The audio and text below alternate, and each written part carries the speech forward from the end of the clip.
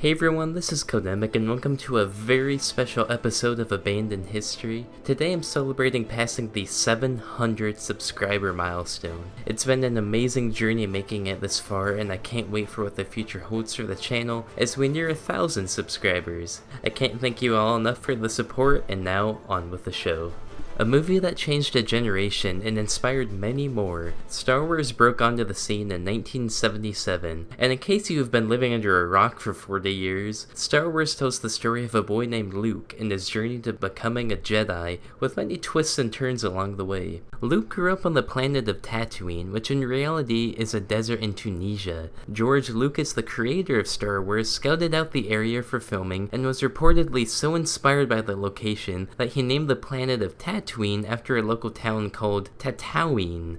Along with Luke's new home, Lucas also built the desert city of Mos Eisley, where the famous bar scene in A New Hope takes place. Luke's home and Mos Eisley were built in the typical Hollywood style using facades. Cheap wood smeared with stucco gave the look of an ancient alien planet, and somehow to this day, well as of 2017 anyway, the movie set still stands waiting for the young Jedi to return home. The actual site of the movie set is Ong Jamel near the town of Tozir.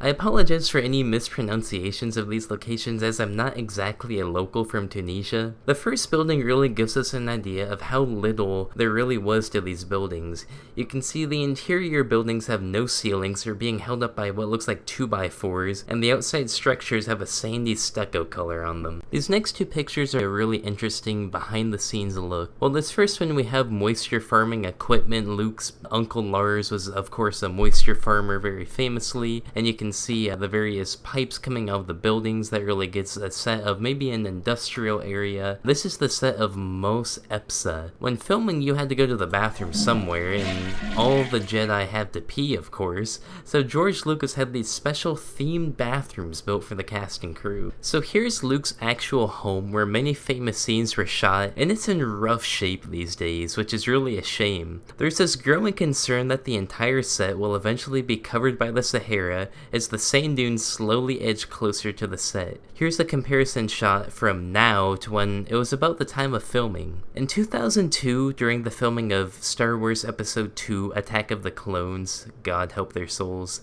the crew was able to locate the bones of a creature called a Great Krayt Dragon. Here you can see C-3PO walking by it from the movie. It's amazing something as big as this was left behind after filming, just waiting to be rediscovered.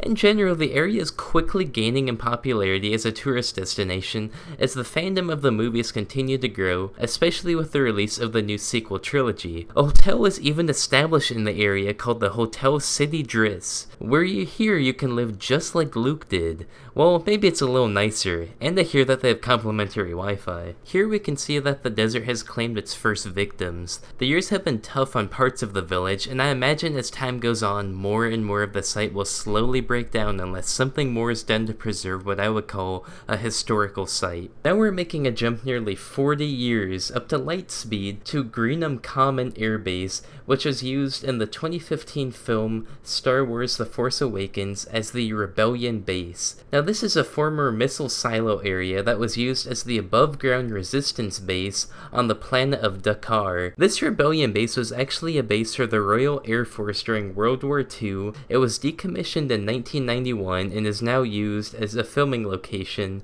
for movies such as Star Wars. Just off the coast of Ireland is the island of Skellig Michael. Now this may play a pivotal role in The Last Jedi, we really don't know yet, but this is where The Force Awakens ends, and you see Rey trying to give Luke's original lightsaber, or that was Anakin's lightsaber, and you also see in trailers for The Last Jedi, it looks like Rey is maybe training with Luke, trying to become a Jedi. This could become an important location in the future Star Wars movies.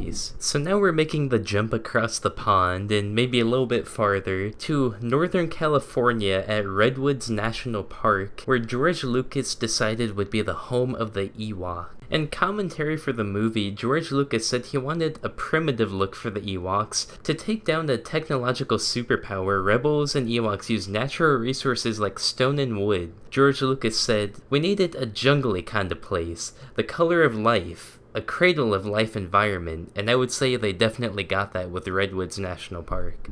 The famous chase scene through the Redwoods was actually just a cameraman walking through the forest sped up, and the actors were inserted in through green screens, so there was no actual chopping down redwoods or anything, which is probably for the better. Now, Star Wars has such a rich history, and it's honestly been all over the world. I would love to cover more locations, so I'm really thinking at this point we're gonna have to have a part 2 to this episode, the first sequel episode in abandoned history, I guess. So just look forward in the future to more Star Wars locations, or if there's another film franchise you want me to take a look at, I'll be glad to. Also, at the end of this video, stay tuned for a sneak peek at City of Tomorrow. That's going to be a very special episode of Abandoned History, so stay tuned for that. Again, I'd like to thank you guys all for 700 subscribers. Don't forget to like, favorite, subscribe if you haven't already, and I'll see you guys real soon with more Abandoned History, more technology, all here on Codemic.